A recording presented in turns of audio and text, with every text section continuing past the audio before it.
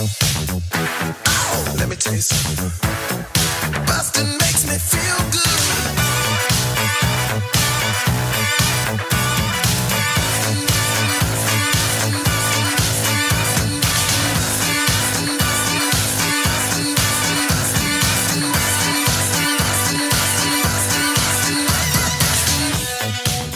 Hi, everybody. Welcome to Blockbusting, the podcast where we love to hate the movies. I'm your host, Jay Light. Joining me today, it's Kiki Andersen. It's me. Hi. It's Kiki. Hey. I'm good. I'm good. I'm good. It's, you know, I'm excited to have you on. I've been wanting to have you on for a while. And the downside to doing an episode this late in the podcast's lifespan is that there's a lot of movies that have been done already. Mm-hmm. Mm-hmm. I saw that you have a long list of terrible movies, but also some that I like. So I don't know. You just, Right. And I feel like now that we get further and further in, now I'm running into more and more somebody talking about a movie that I like that they don't like. And that's what's going on today, because you wanted to talk about the longest movie title we've had on the show so far, Eurovision Song Contest, The Story of Fire Saga.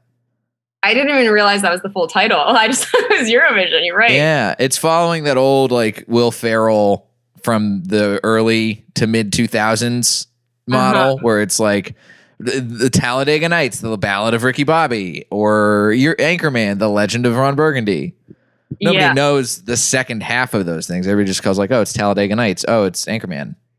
Oh, this is Eurovision Song Contest. Like, uncomfortably long. It's almost kind of like a Fiona Apple song, which, I love Fiona Apple, but all of her albums are like really long titles.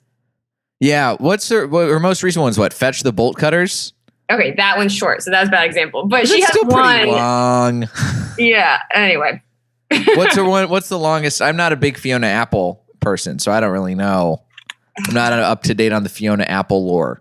Okay, hold on. I forget what the full title is. 1 second.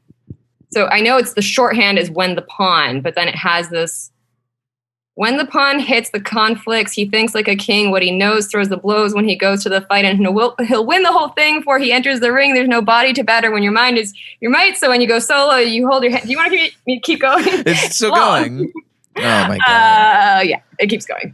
Well, you brought, at the end of the day, you brought me Eurovision Song Contest. That's what we're talking about.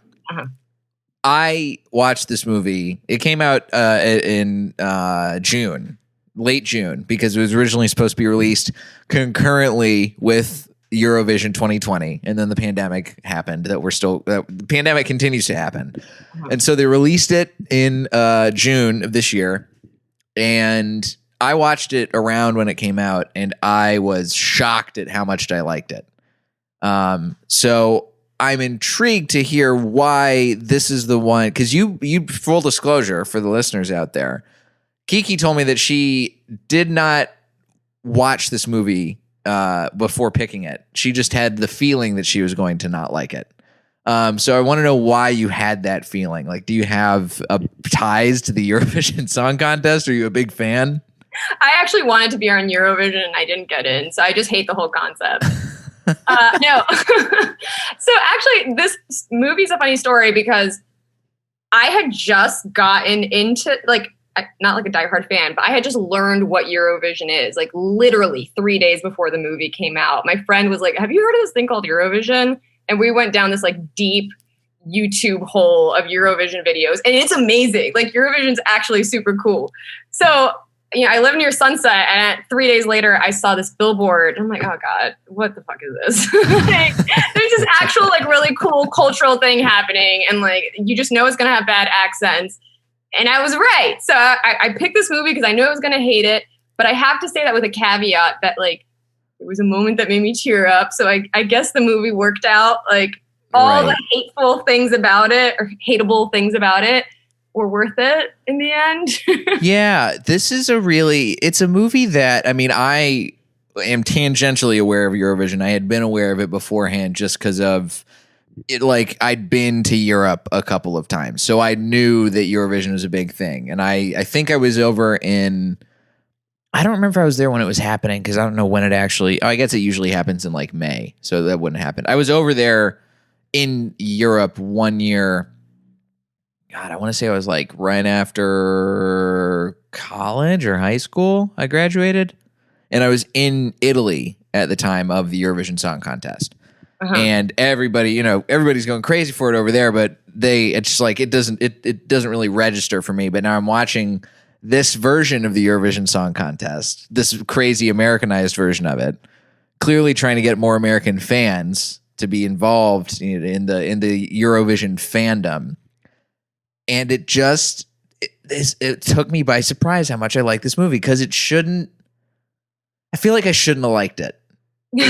I think we're also vulnerable too, right? It's a feel-good movie, and we're all like on the verge of tears at any given moment. Yeah, this is a movie that we need right now. We need a movie that's just like fluff and fun and full of songs and singing and Will Ferrell and Rachel McAdams, who's one of the best comedy stars of the past 5 years. Yes, but I'm going to hate it a little bit right now. Have you ever you've been sung to at a restaurant, right? When it's your birthday and it's like super uncomfortable and you get really embarrassed, and you can't look anybody in the eyes. That's how this whole movie felt, especially the songs. Especially, it's like if everybody in the restaurant was lip syncing, which is so much more uncomfortable. I was sitting by myself in my apartment, blushing because I'm like, this is so embarrassing. There are definitely I felt that for sure when I was watching the big song along in the middle, where it's just an extended music video where they're walking through this house and everybody's singing directly into camera. That part, I was like, okay, this feels a little bit too Magic Time Machine or weird theme restaurant, medieval times bullshit, right? Yeah. Yeah, it felt very medieval times. It was very caricature-y and not character-y. Yes, that's a great way to put it. It's very caricature-y. Yeah, and I don't know. I mean, I felt like some of the best moments were with the people that had good accents. I couldn't get away from the bad accents. The joke's not supposed to be the accent. The joke is supposed to be what they do. Right. I don't know. It was just, it really took me out of it, and then.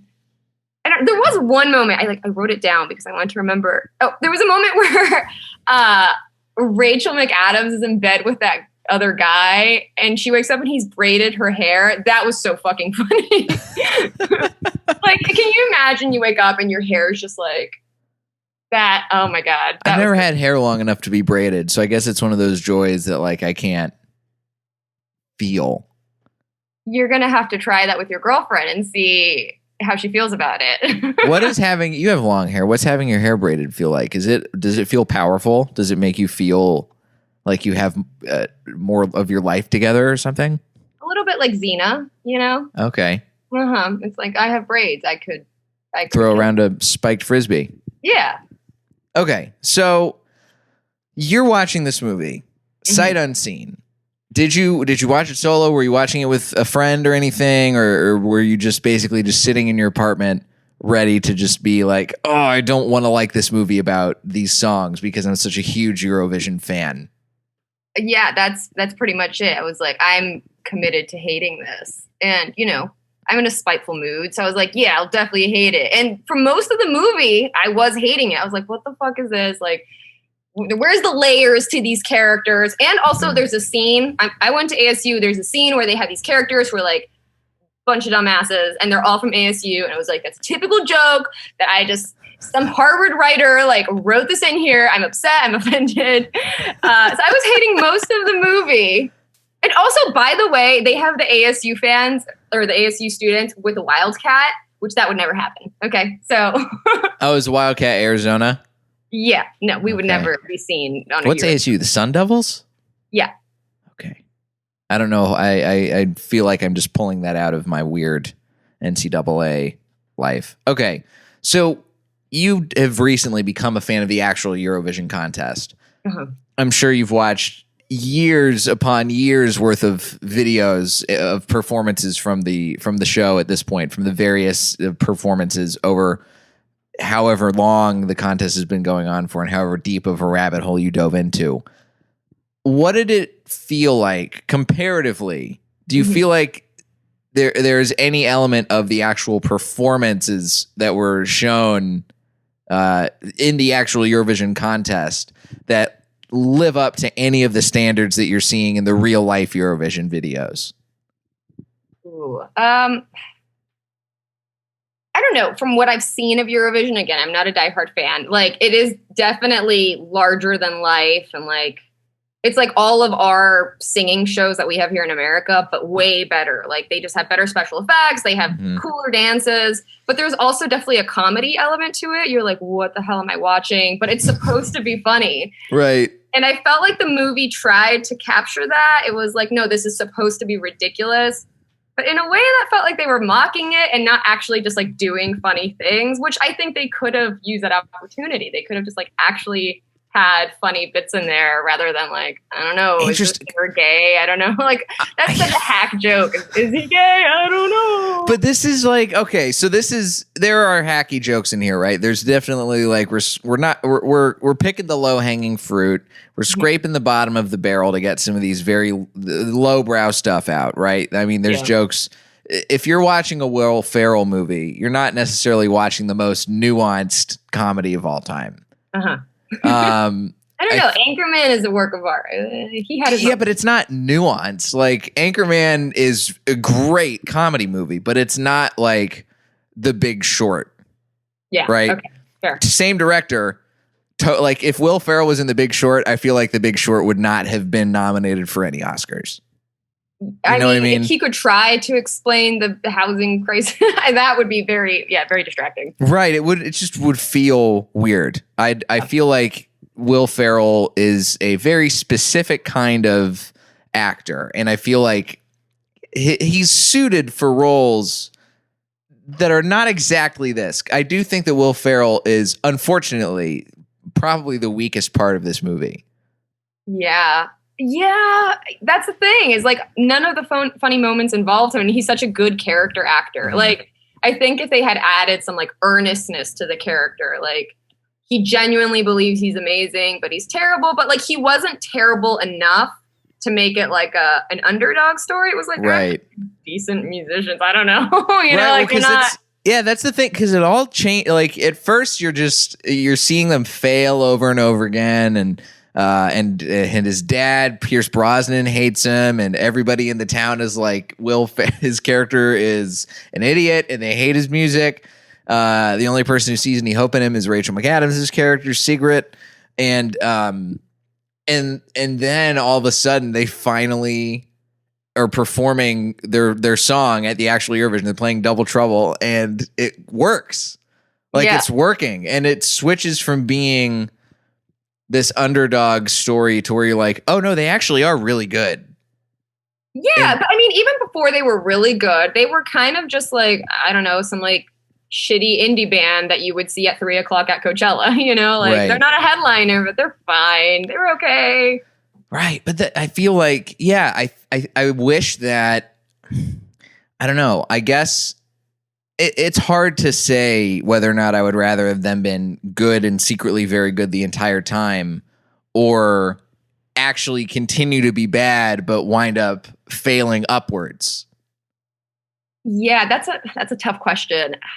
I don't know, because the scene with the hamster wheel, and then we're like, Rachel McAdams walks out and she's just, you know, she's putting her game face on, like she knows she's losing, but I was like, damn, I don't know why I'm feeling emotional about this. It could be the pandemic, but I did like that moment. I just felt like the whole setup of the movie is kind of Dinner for Schmuckses, you know, like I've never seen Dinner for Schmucks. Oh, well, I don't want to ruin it for you, but basically the premise of it is, you know, these evil guys with this underlying mission bring these guys who are super dumb to their dinner party to make fun of them. And that's kind of what happens in Eurovision, is you have these people that have been set up in this like high concept, you know, we're going to take them down kind of. I'm rambling a little bit, but you know what I mean? No, like, but you're making, like, I get where you're going.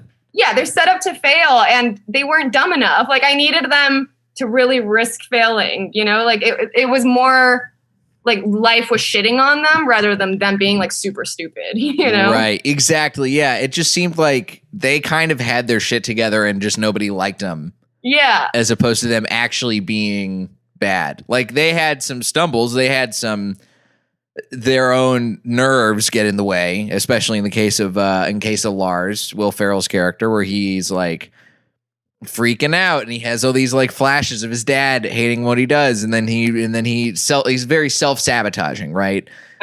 It's different than if you're making the character choice of someone who's actually very good. Like, I don't know. I guess it's that sort of the comedy dynamic, though, right? Like Will Ferrell's character is the sort of bumbling oaf, and then Rachel McAdams' character is very competent, but also a little kooky, a little out there.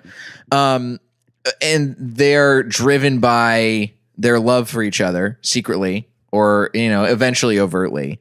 But I don't know if the dynamic was reversed. I don't know if it would work. I can't imagine Rachel McAdams being the bumbling dumb one in this movie, and Will Ferrell being the sort of like with it smart person. Yeah, although I kind of do want to see that movie now, because I feel like Rachel McAdams is typecast as this like hopeless romantic, and I wonder if she's like that in her real life. Like in every movie, she's always the person that's like always the romantic. This movie really made me want to see Game Night, because she's in that, and I hear she's fantastic in that. What's that? It's another movie. It's another comedy movie that she's in. It came out last spring. But it's sort of like a comedy murder mystery, I guess. Oh, that sounds cool. But everybody's saying she's great in that. And she's a great actress. She is. She's a great actress, but she is also a really great comedy actress. And I feel like when you think of Rachel McAdams, I feel like people immediately go to The Notebook. And they completely discount almost her entire body of work, which has great comedic roles like Mean Girls and Wedding Crashers and Game Night, and honestly, I mean, she's Eurovision Song Contest. She's really good in this movie. God, very entertaining. I totally forgot about Mean Girls until you said it. You're right. She's not a hopeless romantic. She's also great at being biatch. But everybody thinks hopeless romantic. Everybody thinks she's kissing somebody in the rain every movie she's in, which is a total disservice to Rachel McAdams. She's a fantastic actress. Okay, can we talk about Pierce Brosnan for a second? Like, Let's he was James Bond. He was James Bond, and now he's like in Mamma Mia, and he's doing this. I just like, he's always hot, so it's always okay. But like, you're James Bond. Well, but what else is James Bond supposed to do? Do you want James Bond to keep being James Bond forever? Sean Connery was in The Hunt for Red October and First Night. All these like very noble roles. Yeah, but he was probably in other stuff too. Like, I wouldn't consider Finding Forrester the most James Bondy kind of a role. What's Finding Forrester? I don't know. It's a movie where he's like a teacher. Oh, he's saying like, "You're the man now, dog," and stuff like that in that movie. What? Yeah, I need to look this up. I don't need James Bond. Look, I'm fine with Pierce Brosnan being not James Bond. I feel like Pierce Brosnan needs that pressure release to be in movies like this and to be in movies like Mamma Mia. I can't. I need him to be like not James Bond, but like he's too hot to be taking these roles. I think he's just hot enough to be taking these roles. This is now this is you. This is on you. You're the one who's doing all the typecasting. You're not letting Pierce Brosnan have fun. You're not letting Rachel McAdams be a silly elf lady. Listen, hot people belong in serious roles. This is my projections going on. Wait, okay. Finding Forrester. Mm-hmm. Okay, this looks like a serious movie, though. Like, he's definitely not going to start, like, singing or, like... Does he sing? I don't know. I haven't seen this movie. All I know is the movie is because it was a very early meme when memes were first getting kicked around the internet. Oh. All right. I'm gonna take a look at Pierce Brosnan's career. Let's see where he was. Let's see what he's been up to. Okay. He was in Mamma Mia. Uh-huh. Pierce Brosnan was in Mrs. Doubtfire. Okay, Mrs. Doubtfire is a classic. Right, but he's a comedy guy in that one, I would imagine. What else has he been in? He's in Percy Jackson and the Lightning Thieves.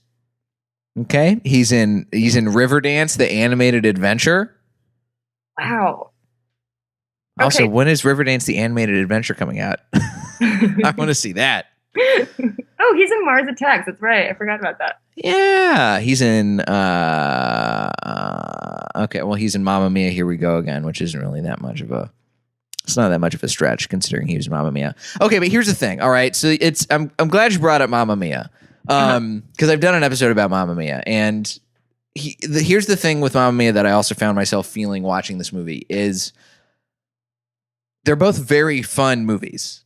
Like I enjoyed myself watching those movies in a way that I didn't anticipate. I did not expect to like Mamma Mia. I did not expect to like Eurovision Song Contest. And I think because my expectations were lowered, I wound up being able to just enjoy the movie for what it was and not be hyper critical in the way that I usually get when I'm watching movies for the show. I think there are certainly problems with the movie. Like I wouldn't say it's the greatest movie of the year. Right now, the only reason it's in my top 10 is because I've seen like 12 movies this year and 2 of them have been absolute dog shit. This movie is totally fine. Like it's fun.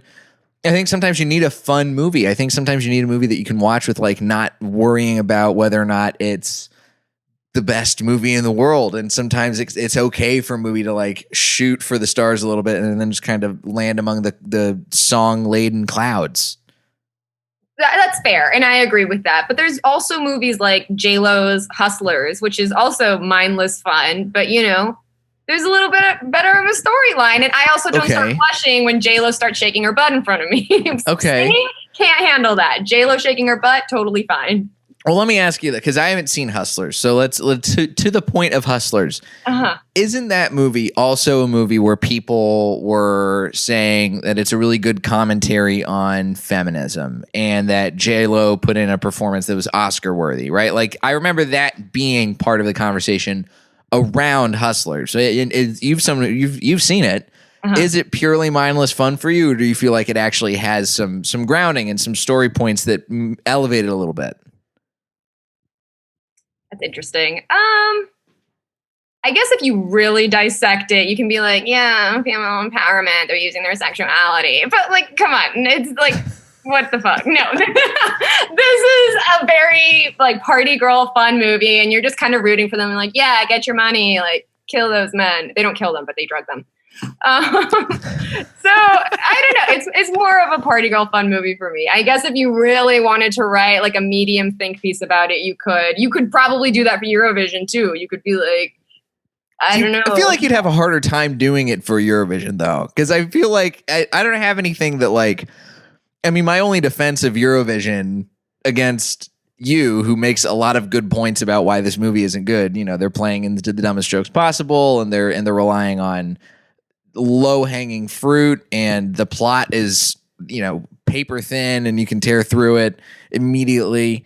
I'm not trying to like put I don't think there's a world in which you can put Eurovision Song Contest, The Legend of Fire Saga on a pedestal. I think that if anybody is doing that out there, then you might need to re-examine your life and the kinds of things that you decide to defend. Well, I know what I'm doing tonight.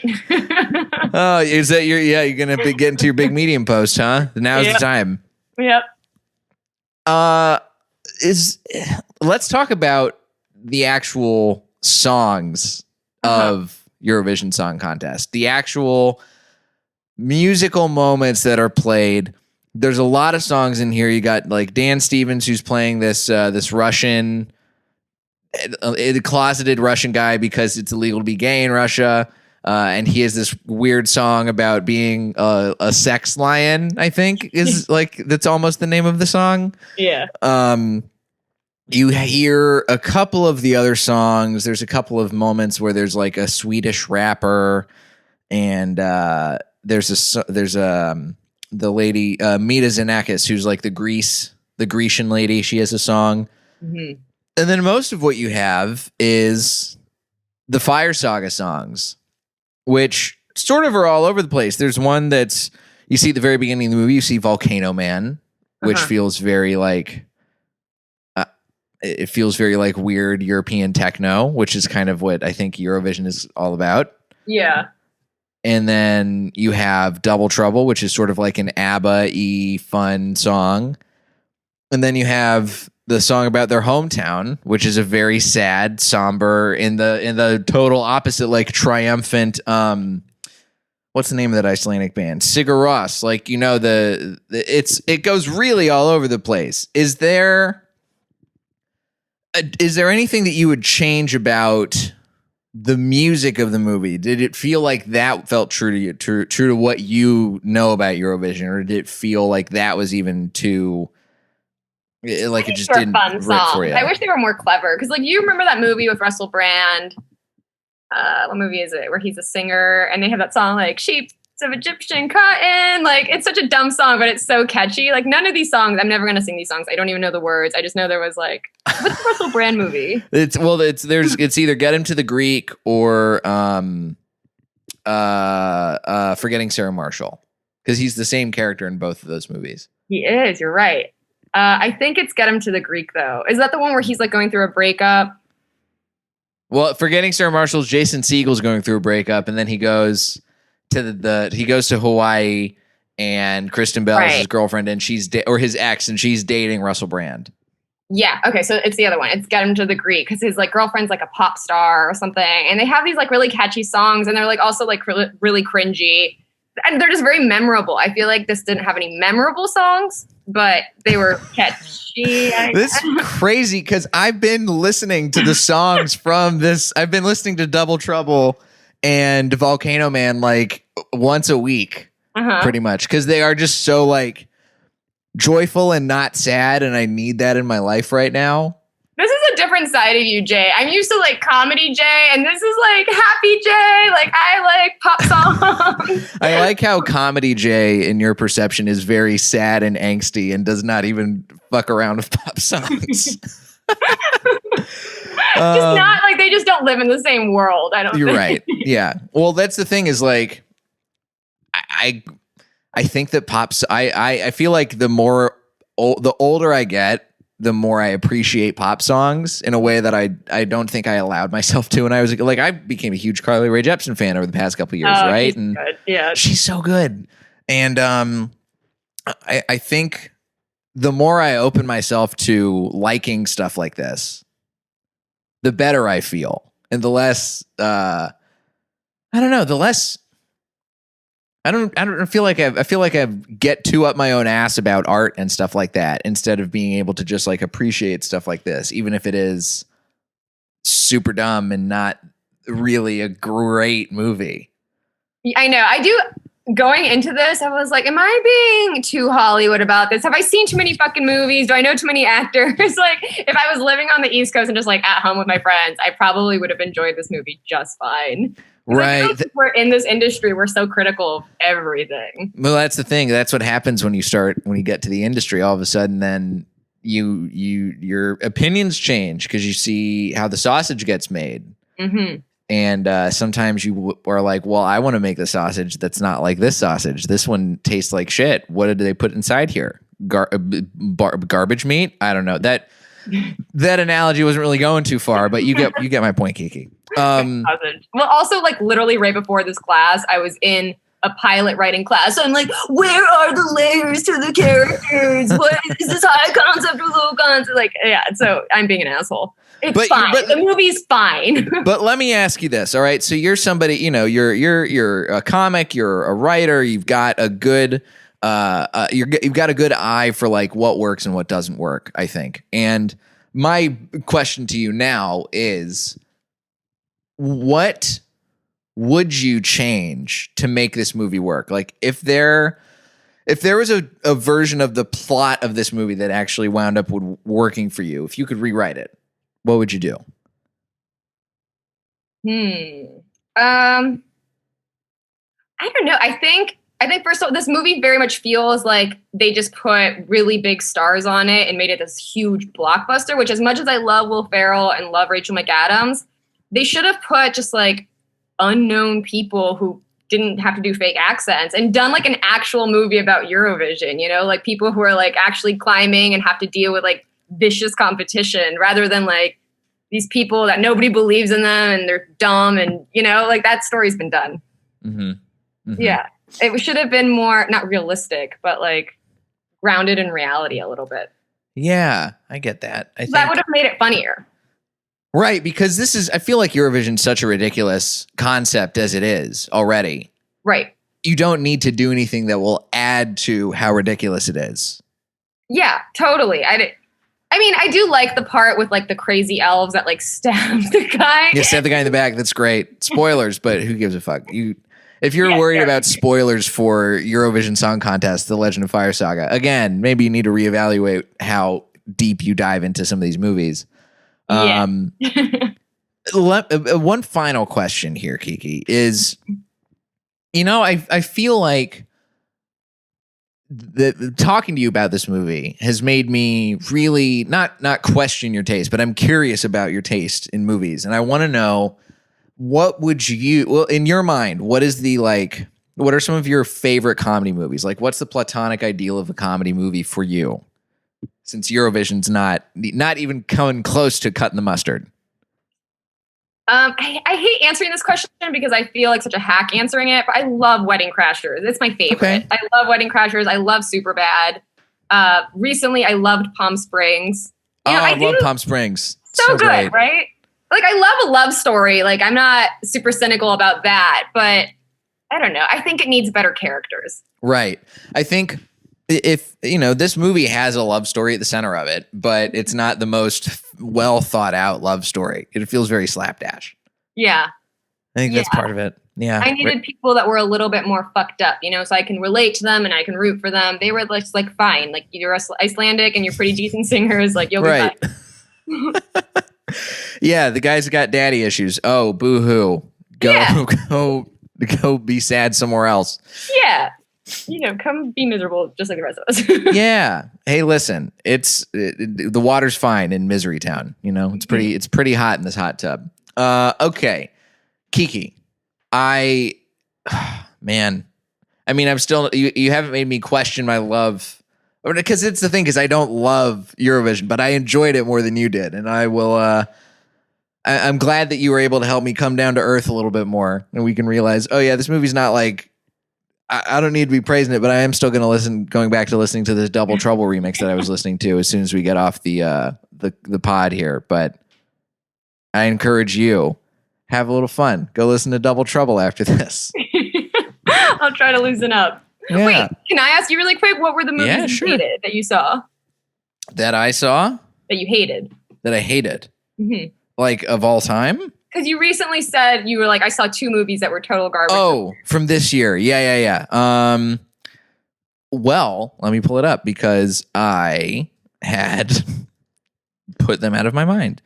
Yeah, amazingly enough, Eurovision Song Contest, The Legend of Fire Saga, not one of those movies. A movie that did do totally okay, but did not like blow me out of the water. Let's see here. This is why I'm glad I have a Letterboxd account. Shout out Letterboxd. I feel super pretentious and awesome when I do it. I love it. You have Letterboxd? I do. I'm going to add you on it. I'm going to follow. Yeah, let's add each other. What's your Letterboxd handle? Let me pull it up. I haven't used it as much as I should, but I do have one. Yeah, this is the thing that I use all the time to log all of my shit. Artemis Fowl, which is very bad, and The Tax Collector. That sounds dreadfully boring. Yeah, The Tax Collector I did for a podcast episode with V. Bentley, and Artemis Fowl I watched because I heard it was bad. I have a group of friends who I watch movies with during all this. We get together for like a movie night, and I watched it. We had a round that was bad movies only, and we kept trying to top each other with the worst movies we could pick. So I picked Artemis Fowl, and I chose correctly. The movie is total garbage. And I don't recommend it. Don't even try and seek it out. The books never appeal to me. The movie won't either. Good. We'll have to have another talk about the books, because the books are I like the books, but that's for another podcast. This is about movies, not books. Who reads anymore, right? As I point to my giant bookshelf in the back. Kiki, what in the world is your social media so people can find you and follow you and talk to you about movie stuff if they wanting to show you more Eurovision Song Contest videos? Yeah, well, that's fine. They can do that. I won't answer them, or I'll answer with very critical eyes. Mm-hmm. Like, this movie could have, or this song could have had more of a crescendo. It's _ Kiki Andersen _. Cool. Yeah. Go follow Kiki on the socials, and you can follow me at Diet J on Twitter and Instagram. jlightcomedy.com for show dates. Usually I would say live and live streamed, but I don't think we're going to be having live comedy again for a minute, probably. No. Based on how shitty LA is doing. And that's fine. I'll figure it out. We'll all figure it out. We'll keep doing this. Rip. Rip. Yep. Kiki, thanks again. You're a great guest.